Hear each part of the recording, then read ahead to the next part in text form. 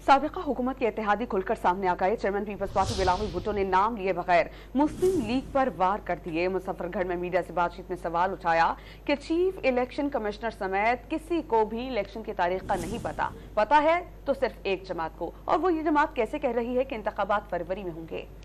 इसीलिए वो level playing field की बात करते हैं। उन्होंने पीडीएम को मिसाक जमहूरियत में गैर संजीदा भी करार दे दिया। बिलावल ने कहा कि मसाइल के हल के लिए सबको साथ चलना होगा। साबिक हुकूमत की कारकर्दगी पर सवाल के जवाब में कहा कि पीपल्स पार्टी अपनी और पीडीएम अपनी वजारतों पर जवाबदेह है।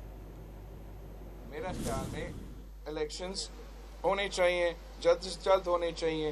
बड़ी अजीब बात है कि एक जमात जो है वो खुद तो इलेक्शन डेट ऐलान कर रहे हैं।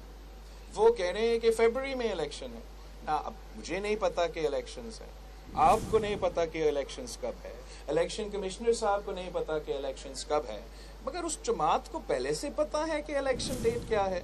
तो मैं फिर अगर लेवल प्लेइंग फील्ड का बात ना करूं तो क्या करूं। पीडीएम मिसाकी जमहूरियत में इंटरेस्टेड नहीं है।